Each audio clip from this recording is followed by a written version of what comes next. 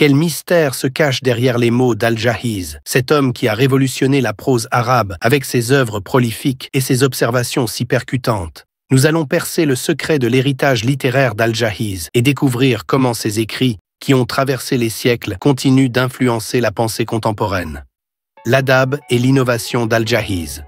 Pour mesurer l'impact extraordinaire des œuvres d'Al-Jahiz, il faut d'abord comprendre l'adab, un concept central de la littérature arabe. L'adab n'est pas simplement de la littérature. C'est un art subtil qui mêle prose et poésie, histoire et éthique, instruction et divertissement. Cette forme littéraire véhicule les valeurs culturelles, sociales et morales de l'époque tout en engageant le lecteur dans une réflexion profonde sur la nature humaine. Les écrivains d'adab étaient des éducateurs autant que des conteurs. Leurs récits reflétaient les normes et valeurs de leur société tout en stimulant la pensée critique. Al-Jahiz a, lui, non seulement respecté ses conventions, mais il les a transcendées. Avec son style unique, son insatiable curiosité et son approche multidisciplinaire, il a redéfini l'adab en élargissant les horizons de la prose arabe et en introduisant des réflexions audacieuses sur des sujets allant de la science à la philosophie et à la critique sociale. Al-Jahiz a donc ouvert une nouvelle voie dans la littérature arabe, une voie qui nous incite à la réflexion sur la société, la nature et sur nous-mêmes. À travers ses œuvres, il pose les bases d'une prose accessible à tous, mais aux idées universelles.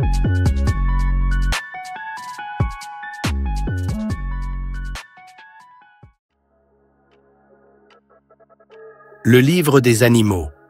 Imaginez un monde où chaque créature, de l'insecte minuscule au mammifère imposant, raconte son histoire. Que nous dirait-elle de sa vie, de son environnement, de ses relations avec l'homme? Al-Jahiz nous plonge dans ce monde fascinant à travers son œuvre maîtresse, le livre des animaux. En effet, le livre des animaux, ou Kitab al-Hayawan, est bien plus qu'une simple encyclopédie zoologique. C'est un trésor de connaissances où se croisent observations scientifiques, anecdotes littéraires et réflexions théologiques. Al-Jahiz, avec un esprit en avance sur son temps, observe, analyse et documente le comportement des animaux, leur adaptation à l'environnement et les interactions complexes entre les espèces. Un des aspects les plus fascinants de cette œuvre est la manière dont Al-Jahiz perçoit la lutte pour l'existence dans le monde animal. Il écrit que, je cite, « Les animaux sont en perpétuelle lutte pour l'existence, chaque espèce développant des moyens pour échapper à ses prédateurs et se reproduire. » Cette simple observation annonce des concepts que la biologie moderne n'explorera que bien plus tard, comme la sélection naturelle. Il nous invite à voir le monde animal non pas comme une simple collection de créatures, mais comme un théâtre dynamique où chaque espèce lutte pour sa survie. Al-Jahiz va encore plus loin en soulignant comment l'environnement façonne les organismes, les obligeant à s'adapter pour survivre, jusqu'à devenir de nouvelles espèces. Cette idée préfigure la théorie de l'évolution. Prenons, par exemple, son observation sur les oiseaux qui développent des becs plus longs pour accéder à des aliments inaccessibles autrement. Ces adaptations sont le résultat d'une longue interaction entre l'espèce et son environnement. Il évoque également le rôle crucial de la reproduction dans la survie des espèces, en affirmant que, je cite, « Seuls les animaux qui survivent peuvent transmettre leurs caractéristiques à leurs descendants. » Cette transmission intergénérationnelle des traits les plus adaptés montre déjà une compréhension primitive de l'hérédité et du rôle de la reproduction dans l'évolution. Les travaux d'Al-Jahiz n'ont pas seulement marqué son époque. Des chercheurs modernes, comme Bayraktar et Goodman, soulignent l'importance et l'originalité de ces idées. Bayraktar, dans Al-Jahiz and the Rise of Biological Evolution, affirme qu'Al-Jahiz a été un pionnier du concept d'évolution biologique dans le monde islamique. Selon lui, la théorie de l'évolution d'Al-Jahiz était quelque chose de totalement nouveau dans l'histoire de la science, et rien n'avait été écrit avant cela. Bayraktar explique que bien que des penseurs grecs comme Empédocle ou Aristote aient parlé du changement dans la nature, leur concept de changement était un simple mouvement, sans aucune idée d'évolution. C'est ici qu'Al-Jahiz se démarque. Son observation d'une nature en perpétuelle adaptation est bien plus proche de notre compréhension moderne de l'évolution que ne l'étaient les idées des Grecs anciens. Kitab al-Bayan ou al-Tabyan, soit le livre de l'éloquence et de l'exposition. Avez-vous déjà réfléchi à ce qui rend une culture véritablement unique? Est-ce son art, sa littérature ou peut-être sa langue? Qu'est-ce qui fait qu'un discours devient mémorable? Est-ce la beauté des mots, la clarté des idées ou l'émotion qu'il suscite? Al-Jahiz nous offre des réponses et explications à travers son œuvre magistrale Al-Bayan wa Al-Tabiyan. Le livre de l'éloquence et de l'exposition d'Al-Jahiz est une véritable célébration de la puissance de la langue arabe. Écrit au cœur de l'âge d'or de l'islam, il explore l'art de la rhétorique et de l'éloquence tout en mettant en lumière comment les mots peuvent transformer des sociétés et inspirer des générations. Dans ce traité, notre auteur compile des discours célèbres, des proverbes et des anecdotes, créant un riche tissu narratif qui démontre la beauté et la flexibilité de la prose arabe. Mais ce n'est pas seulement une question de forme.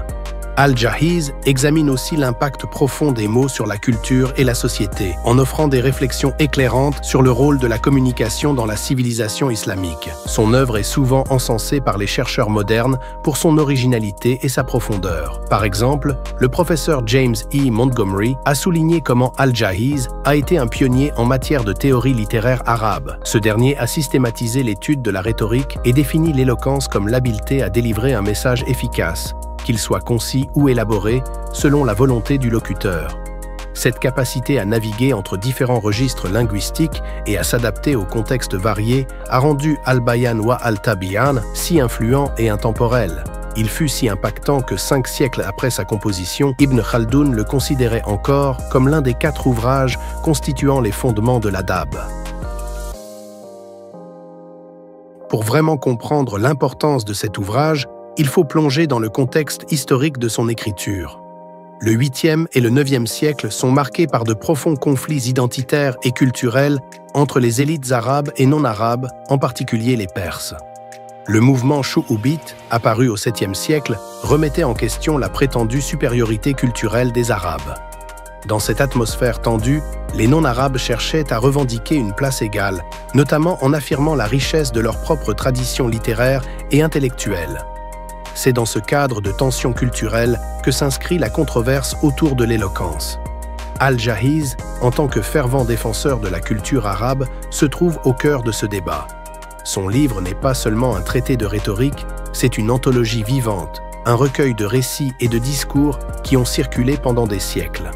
En compilant ces histoires, Al-Jahiz a cherché à préserver une partie essentielle du patrimoine oral arabe, mais aussi à répondre aux attaques des chououbites, qui critiquaient la tradition oratoire arabe, la jugeant inférieure à celle des Perses. Mais alors, qu'est-ce qui fait qu'une rhétorique est véritablement puissante? Al-Jahiz nous invite à réfléchir. Est-ce une compétence innée, une sorte de don naturel, ou est-ce le fruit d'un apprentissage rigoureux? Pour lui, la réponse est claire. L'éloquence arabe, affirme-t-il, est une manifestation de spontanéité et d'intuition. Prenons un instant pour imaginer un poète arabe improvisant des vers lors d'une bataille ou au sein d'un débat. Est-ce qu'on pourrait qualifier une telle performance de simple? Non, au contraire. Cette capacité à adapter sa parole aux circonstances sans préparation écrite est le signe d'une grande maîtrise. Al-Jahiz nous dit que cette maîtrise, loin de nécessiter une étude laborieuse, est un don divin directement lié à la langue du Coran. Est-ce que cela signifie que l'apprentissage est inutile? Pas vraiment, mais Al-Jahiz souligne que les Arabes n'ont pas besoin de s'appuyer sur des textes écrits pour exceller dans l'art oratoire. Contrairement aux chououbites, qui vénèrent des ouvrages comme le Karawand ou l'Histoire des rois, Al-Jahiz insiste sur le fait que la véritable éloquence ne peut être apprise uniquement par des livres. C'est un don, une inspiration divine. Il est aussi important de noter que, pour Al-Jahiz, l'éloquence arabe est profondément ancrée dans la vie quotidienne.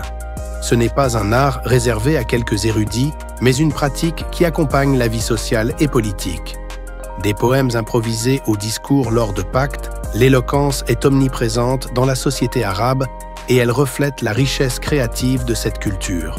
Cette capacité à s'adapter et à improviser dans toutes les situations, ne serait-ce pas là l'essence même de la communication humaine? En fin de compte, Al-Bayan wa Al-Tabiyan nous offre une vision de l'éloquence arabe qui va bien au-delà des simples mots. Il la présente comme une faculté innée, nourrie par l'oralité et l'inspiration divine, qui transcende l'apprentissage structuré et rigide des autres cultures. Il oppose cette richesse spontanée à l'approche plus laborieuse des Perses, défendant avec passion la supériorité de la culture orale arabe. Alors, qu'est-ce qui fait véritablement une grande culture? N'est-ce pas sa capacité à préserver, à travers les siècles, cette étincelle de créativité spontanée? Pour Al-Jahiz, la réponse est un oui retentissant. Le Kitab al-Bukhala, le livre des avares. Prenez un instant pour penser à la personne la plus avare que vous connaissez. Vous avez une idée en tête? Imaginez maintenant que ces petites manies soient poussées à l'extrême, décrites avec une pointe d'ironie et un humour bien senti. C'est exactement ce qu'Al-Jahiz réussit à faire dans son chef-d'œuvre, Kitab al-Bukhala. Le livre des avares d'Al-Jahiz est un joyau incontournable de la littérature arabe satirique. À travers une série d'anecdotes savoureuses, il dresse un portrait hilarant, mais critique, des avares. Chaque personnage est si finement caricaturé que l'on se reconnaît parfois dans ses excès et travers, tout en éclatant de rire devant l'absurdité de certaines situations. Al-Jahiz nous raconte, par exemple, l'histoire d'un homme qui éteint sa lampe lorsque ses invités mangent, juste pour économiser un peu d'huile. Ou encore ce personnage qui garde un œil vigilant sur chaque grain de riz dans son assiette pour s'assurer qu'aucun ne soit gaspillé. Mais au-delà du comique, ce livre est une réflexion profonde sur l'avarice, sur ce qui pousse ces individus à agir ainsi et sur la nature humaine elle-même. Ce qui rend Kitab al-Bukhala si intemporel, c'est la manière dont Al-Jahiz parvient à transformer une critique sociale en une œuvre divertissante. Il utilise l'humour comme une arme pour exposer les failles de la société tout en nous invitant à réfléchir sur nos propres comportements. L'avarice devient alors un miroir des valeurs de son époque et peut-être aussi des nôtres. Le livre des avares est bien plus qu'une simple moquerie des radins. C'est une œuvre d'une profondeur remarquable qui mélange satire et analyse sociale. Al-Jahiz, par son style vif et percutant, nous rappelle que l'humour peut être un outil puissant pour dévoiler les vérités les plus profondes de la condition humaine. Nous venons de vous présenter 3 des plus grandes œuvres d'Al-Jahiz, qui ont fait de lui un érudit au génie incontesté. Son influence continue de rayonner à travers les siècles et les cultures. Cependant, un autre traité majeur mérite notre attention. Il s'agit du titre de Gloire des Noirs sur les Blancs. Ce texte crucial dépasse largement notre vidéo actuelle. Par son impact et sa profondeur, ce livre est une véritable révolution. Renversant les clichés et dévoilant des vérités longtemps dissimulées, il explore l'apport des Noirs dans l'islam et le monde arabe.